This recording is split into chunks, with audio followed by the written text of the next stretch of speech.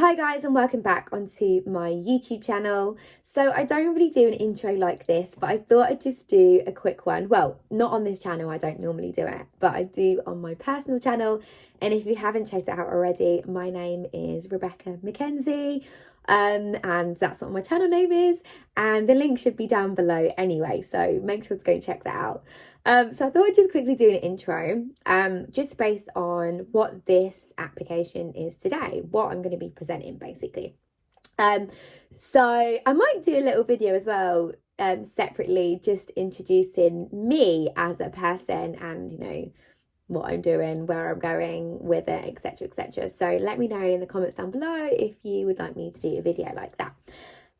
So this application here today, so this whole case is based on a personal injury case, and we've been going back and forth for a while now, with different hearings, and basically the claimant, so they've had expert evidence submitted, and there was an expert that was instructed by the court as a single joint, so they're called a single joint expert. And basically, so guys, I'm still learning here as well, but I'm just telling you like what I'm doing. So single joint expert, and basically the claimant and the defendant both agreed, and they said, okay, that's fine, you know, go and do your report. So the court instructed this expert, the parties agreed to it, and now the defendants are saying, we're not happy with the report, basically. We want to rely on our own expert, therefore give us the permission to obtain another expert. However, there are particular procedures that you should go through before turning to the court straight away to obtain another expert, to request to obtain another expert. They don't have to be granted this request, this permission, but so it is at the discretion of the court. However, as I represent the claimants in this case, I am going to be presenting my case to argue that, so it's the defendants that are requesting it, the further expert, and the claimants want to reject this. They want to, request for the court to grant the permission of the claimant to reject this application, because the claimant's argument is that, hey, like, we've already relied on this expert. This expert is talking the truth, basically, and there is nothing wrong with their report. They're reliable, and there is nothing wrong with the report, but basically it is more in the claimant's favour.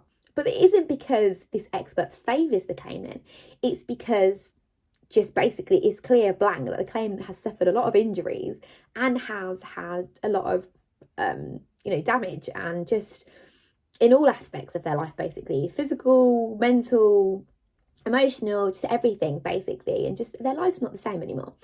But the defendants obviously are going to argue, well, although they agree to some little parts, they're like, well, you know what, we don't agree that that's okay. We don't agree with the extent of the injuries. We don't agree. I mean, they can't dispute the injuries, but they dispute the fact that there has been ongoing pain or further injuries or whatever. So anyway, sorry guys, let me stop going on and actually just get into this. But I just wanted to explain. So my presentation, I'm going to present on behalf of the claimant for the court to reject it. But anyway, let's get into character. Good morning, Your Honour.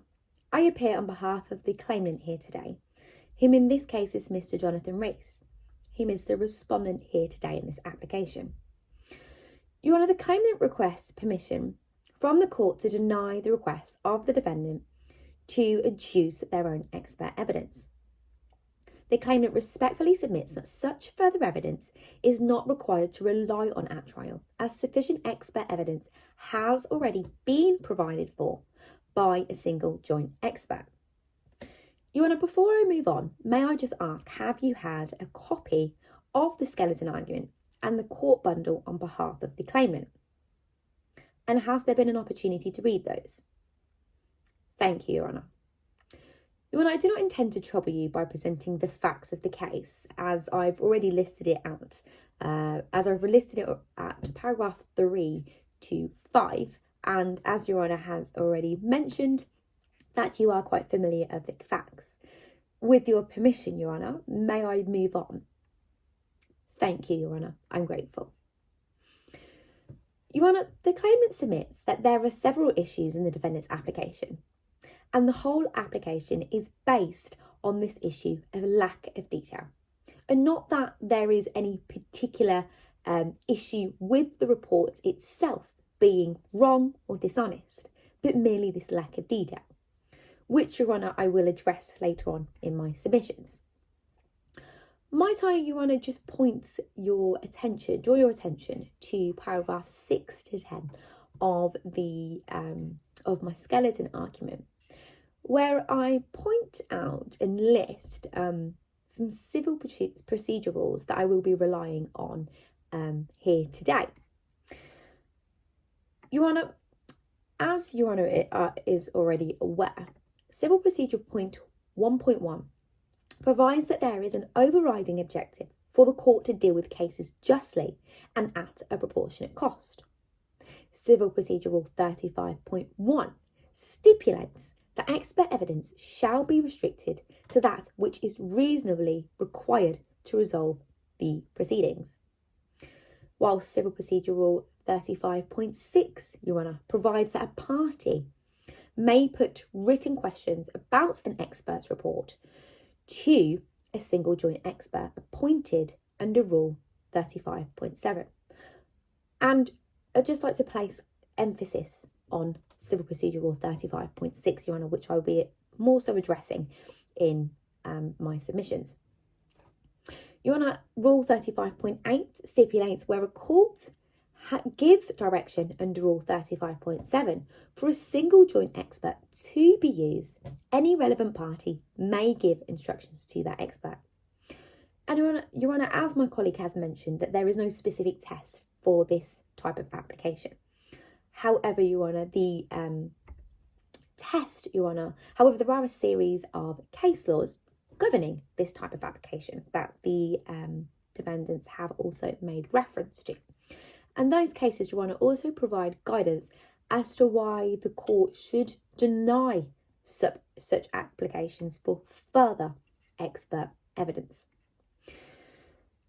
Your Honour, I'd just like to draw your attention to the cases at specific paragraphs. So if I may just draw your attention to paragraph 10 of my skeleton argument, where I list these out. Your Honour, the first one is the case of K, where it specifically lays out at paragraph 38 that if a single joint expert has been agreed, it will only be in unusual and exceptional circumstances that a departure from the norm will be justified, whilst large sums do not justify such departures. Your Honour, may I just turn your attention to the case of Walker at paragraph 1387D all the way to E, where it lays out that considering a joint expert, Your Honour, has been ordered by the court, both parties are essentially expected to rely on that expert, and I paraphrase here, Your Honour, in hope that this will be the last step, the first step and the last step. However, if a party seeks to challenge the evidence of the expert report, Your Honour, that party will have to show reasons which are not fanciful for permission to be obtained to obtain further expert evidence. Your Honour, with your permission, I would just like to, Your Honour, might I just also mention in paragraph 10C, where it also mentioned that the court should take into account the following non-exhaustive list of factors when determining how to exercise its discretion and give effect to the overriding objective. As my colleague have already run through these, have already gone through these with you, Your Honour, I would just like to move on, but these are listed in the case of Cosgrove. And Your Honour, additionally, an additional case of the case of Bullock from paragraphs 15 to 16 it states that the court must adopt a flexible approach, taking into consideration the different facts of each case as they are likely to vary, Your Honour. With your permission, Your Honour, I would like to move on to my submission specifically, if I may. Thank you, Your Honour. I'm grateful. Your Honour, if I can just turn your attention to paragraph 11 of my skeleton argument, where I'll be addressing that the defendant's reasons for wishing to obtain its own expert. Your Honour, Mr. Elliott was appointed by District Judge Fitzpatrick on behalf of the instruction of both parties. And the fact that this was a single joint expert, Your Honour, agreed by both the parties, any particular major issues should have been dealt with at an early hearing, and both parties should not have agreed to this, Your Honour. And therefore, Your Honour, any issues that are relatively small per se, they should be put forward to the expert and dealt with between the parties before turning to the court, which Civil Procedure Rule 35.6 lays out, as I've mentioned, Your Honour, this the fact that another party can put forward questions to that expert, or either party can do that. Your Honour, which leads to this issue, as I've mentioned already, of this lack of detail, and that this whole application is not based on the fact that there is any issues of dishonesty or anything wrong in particular with the report and the expert himself. However, there is this issue of lack of detail, which is, the claimant argues, is a relatively small issue that can be easily resolved by putting these questions to the expert. Your Honour, whilst a party is not prevented in being allowed to obtain a report from another expert, and this is not the claimant's submissions here today, Your Honour, the claimant does not deny that the defendant is in that right to obtain that if the court granted. However, this in itself is not the sensible approach to take first, Your Honour, and that's what the claimant would like to draw the court's attention to. Your Honour, I'd just like to draw your attention to the case of Walker.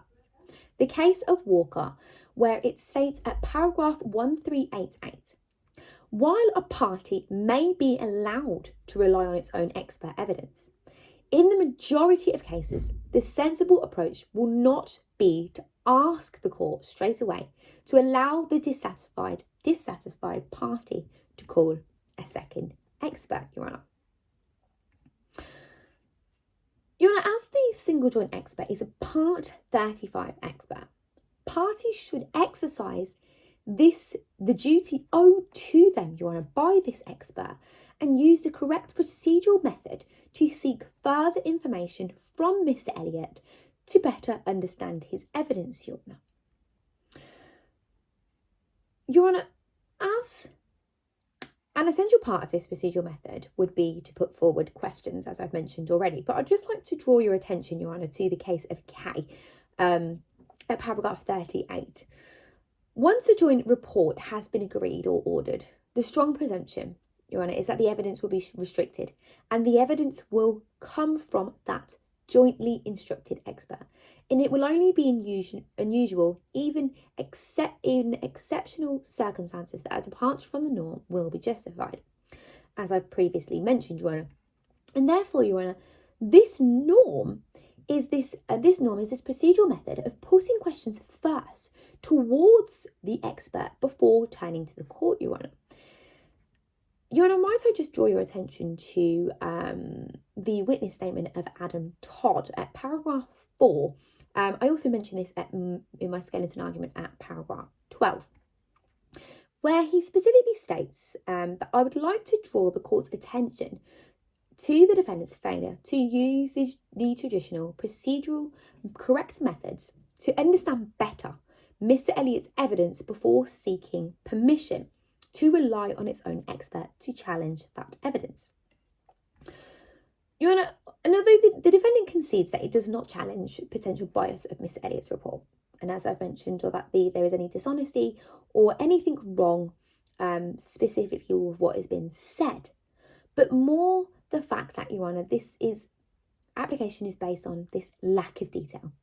These questions that are raised in this application is based on this lack of detail, and therefore, Your Honour, there is no reason as to why the defendant cannot put this forward to the expert. Your Honour, I'd just like to draw your attention to the witness statement of Mr. Todd again, if I may, at paragraph 6 to 7. I also mentioned this at paragraph 14 in my skeleton argument. Your Honour, Mr. Todd states that the defendant failed to contact the claimant's legal representatives before making the application, which it has made. In circumstances where Mr. Elliott was jointly instructed by the parties pursuant to an order of the court, CPR compliant business practice would have dictated that the defendant contact the claimant's legal representatives for their view before making the application which the defendant has made. And he also goes on to say, at paragraph 6 to 7, 6 of B, the claimant would ask the court, therefore, to consider whether the defendant's conduct in pursuing this application in the manner it has to date complies with the overriding objective set out in CPR 1.1. Your Honour, considering a joint expert has been ordered by the court, both parties are essentially expected to rely on that expert in hope that it will be the last step. However, Your Honour, if a party seeks to challenge that evidence of the expert report, that party will have to show reasons which are not fanciful for permission to obtain further evidence, which is clearly laid out in the case of Walker at paragraph 1387DE. And therefore, Your Honour, the claimant submits that the grounds the defendant seeks to rely on are fanciful, and there is absolutely no ground for the circumstances to be said to warrant departing from this norm of this procedural method of putting questions first to the expert before turning to the court. Your Honour, might I just draw your attention to the to paragraph 16 of my skeleton argument, where I just I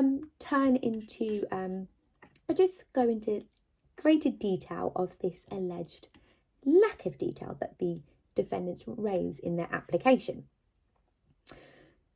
Your Honour, I mentioned at paragraph 16 that, and make reference to paragraph 1.1 to 1.4 of Mr. Elliott's report, where it clearly shows, Your Honour, a list of documents that Mr. Elliott is advised to rely on when writing up this report and producing this report. And the fact that the claimant also had to, of course, examine, that Mr. Elliott also had to examine the claimant, Your Honour, in producing this medical report also. Which meant, Your Honour, that Mr. Elliott would produce a report based on this exactly. These documents that he has relied on and this assessment of the claimant. He wouldn't go beyond this area of expertise or go in absolute depth of everything that has been appointed, Your Honour, to provide an expert report of the evidence as this is to provide a report of the expert evidence on the main orthopaedic injury, Your Honour, at hand. And as Your Honour has already kindly pointed out, that when my colleague was presenting the defendant's submissions, that Mr. Elliott is focusing merely on the main issue, and any issues are either subsumed or in other reports or in other reports by other experts, Your Honour, or has been resolved post-accident, Your Honour. Therefore, Mr. Elliott is not going to go out of this area. However, Your Honour, the defendant consistently raises questions in their application that are either irrelevant or calling into question Mr. Elliott's honesty and integrity due to alleged lack of greater detail in his report, as the claimant submits that there isn't a lack of detail. For instance, Your Honour, the defendants raised that, the questions why Mr. Elliott did not report on other orthopaedic issues. Another question is stating Mr. Elliott did not address what was the claimant's progress in the sessions, in the physio sessions that he had. Now the question is whether Mr. Elliott did not look at any notes that the physiotherapist may have provided. Another question that the defendants raise is whether the number of sessions the claimant had were needed or not, or whether it was the correct amount, Your Honour. And the defendants also raise, whether Mr. Elliott fails to provide details of the activities or exercises which he made the claimant carry out. Your Honour, the claimant does submit that it is not necessary for Mr. Elliott to go into this greater detail, in this specific detail. Otherwise, the report would be excessively long, Your Honour, and it could be disputed that the expert is not reliable, which then raises questions as to why both parties relied on this expert, why they agreed and instructed this expert. However, Your Honour, the defendant has questions. These questions that the defendant has are authorised to be put forward to the expert and not to turn, Your Honour, to the court first before putting forward these questions to the expert.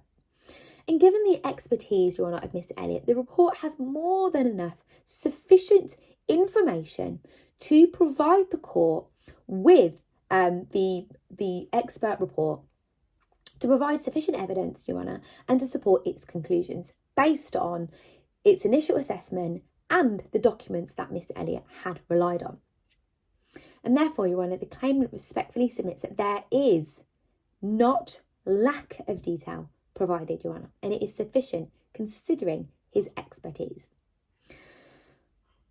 Your Honour, the claimant also would just like to point out that in the submissions, Your Honour, and make reference to Mr. Todd's witness statement again, if I may, Your Honour, at paragraph 10C. And I also mentioned this at paragraph 17 of my skeleton argument, just so you're able to follow, Your Honour. Mr. Todd specifically states that Mr. Elliott has done nothing either in carrying out the activities required for evidence to be given or in writing the report, which would call into question his honesty, his integrity, or his independence. And his report contains a statement of truth required by Practice Direction 35 to like effect. Your Honour, the defendant's application is based on mere assumptions that could have easily been put to Mr. Elliott in writing, yet these questions are raised in an application requiring permission for further expert evidence, which the claimant submits is not required, Your Honour. Your Honour, if I may just draw your attention to paragraph 19, where I address the alleged flawed conclusion. Your Honour, in respect of the alleged flaw in Mr. Elliott's conclusion concerning the degenerative change in the claimant's wrist and the fact that it was caused by the accident, Mr. Elliott's, which is actually laid out in Mr. Elliott's report at paragraph 6.4, this can be and doubtfully put as a written question to Mr. Elliott, Your Honour, whom by Rule 35.6, as I've previously mentioned, is instructed to answer. Your Honour, the defendant's application is wholly based on this lack of detail, and I just would like to place consistent emphasis on the fact that it is just based on lack of detail, Your Honour, leading to a flawed conclusion.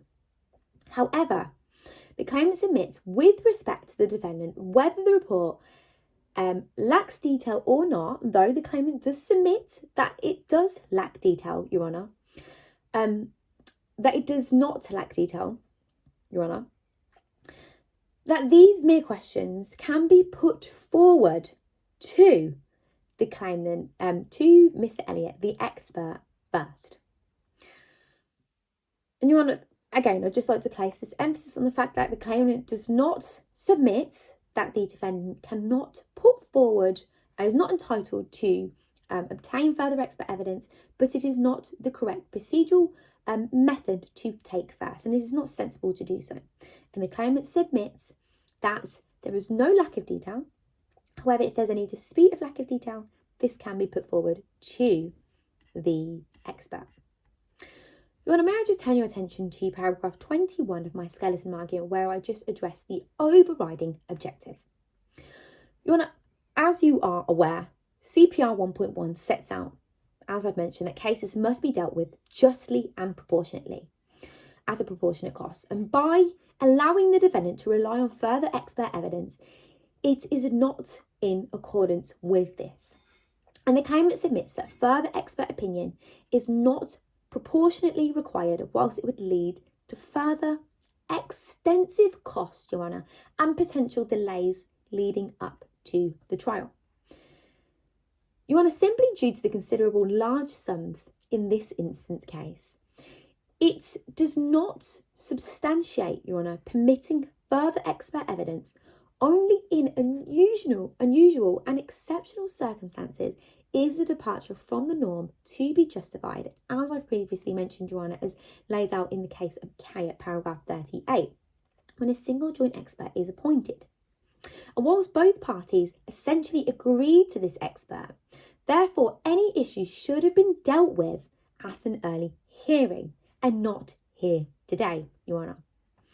In addition to this, Your Honour, the claimant submits respectfully that there are no reasons to show that there are that the defendant's reasons for the application are not fanciful. There's no reason to show that it is not fanciful, Your Honour, in order to obtain permission for further expert evidence, as laid out in the case of Walker.